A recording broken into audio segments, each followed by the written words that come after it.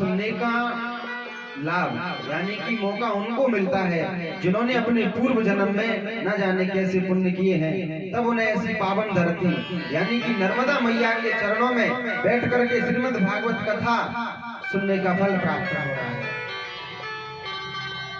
इस कथा को सुनने के लिए महाराज देवता भी तरसते हैं, इस कथा को सुनने के लिए देवता भी तरसते हैं।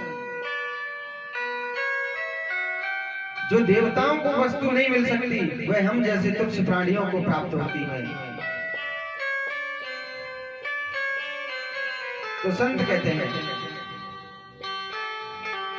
कि देखिए भगवान कभी कभी अपने प्रेम में आकर कभी कभी हम लोगों को मनुष्य का जन्म देते हैं। आपने सुना होगा कि ये मनुष्य जीवन हर किसी को प्राप्त नहीं होता है। पृथ्वी पर हजारों जीव हैं, किसी को चींटी का जन्म मिला है, किसी को हाथी का, किसी को कुत्ते का मिला है, किसी को कुछ मिला है, किसी को कुछ मिला है। हर किसी को मनुष्य का जन्म नहीं मिलता है। मनुष्य का जन्म उसे मिलता है जिसने अपने पूर्व जन्म में ना जाने कितने अच्छे कर्म किए हों, पाप किए हों, पुण्य किए हों। और जो पाप करते हैं उन्हें तो आपको पता ही है कैसा जीवन मिलता है। तो भगवान कभी कभी हम जैसों पर दया करके और हमें मनुष्य जीवन प्रदान करते हैं। देखिए मनुष्य जीवन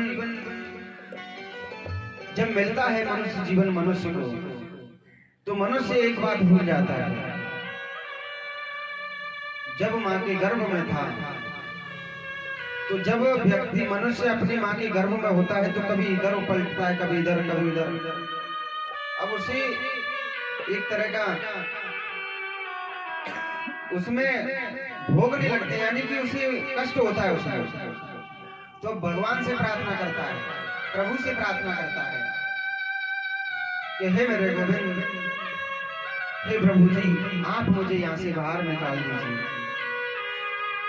आप मुझे यहाँ से बाहर निकाल दीजिए।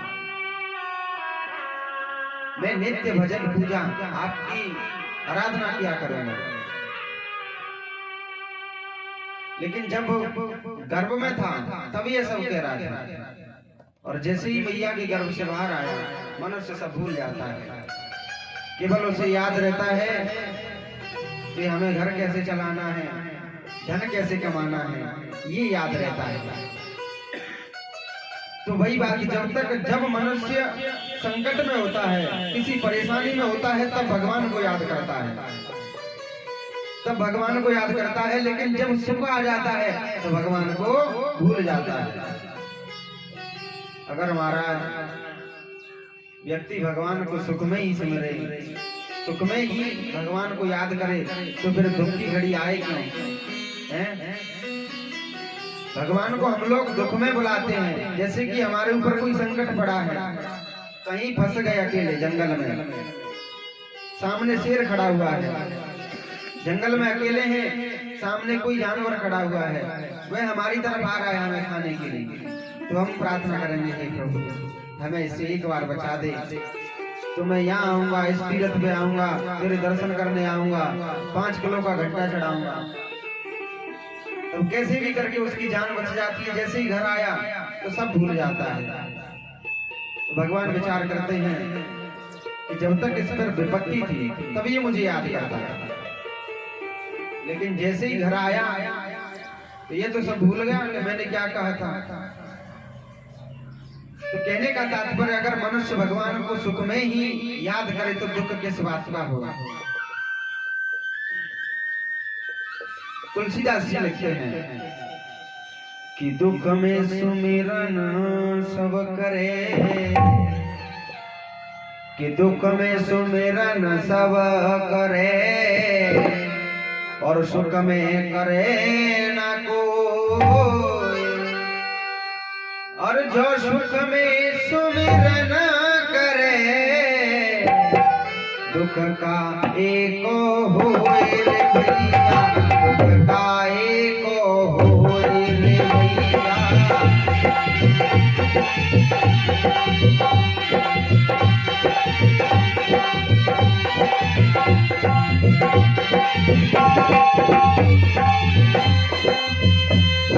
जय हो।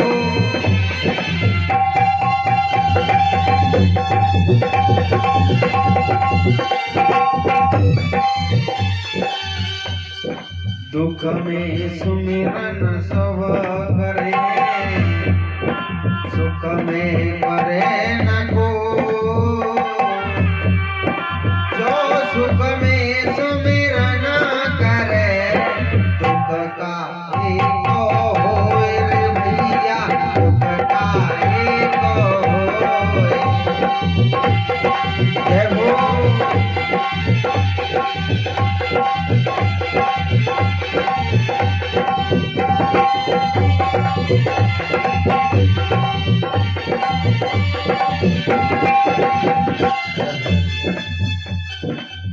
तो कहते हैं तुलसीदास जी कि अगर मनुष्य भगवान को सुख में ही याद करे तो दुख क्यों आवे मनुष्य पर। तो देखिए इधर भगवान कभी कभी हम जैसों पर और ये दया करते हैं और हमें मनुष्य का जीवन प्रदान करते हैं। और इस मनुष्य जीवन को पाकर के अगर हम लोग भगवान को भजन ना करें, दया ना करें, फिर हमारा जीवन बेकार है।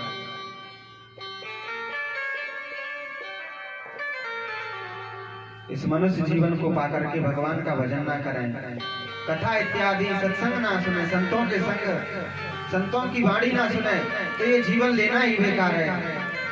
इससे अच्छा तो भगवान गधा बना देता, दिन भर लगे रहते हैं, वही ठीक है। तो देखिए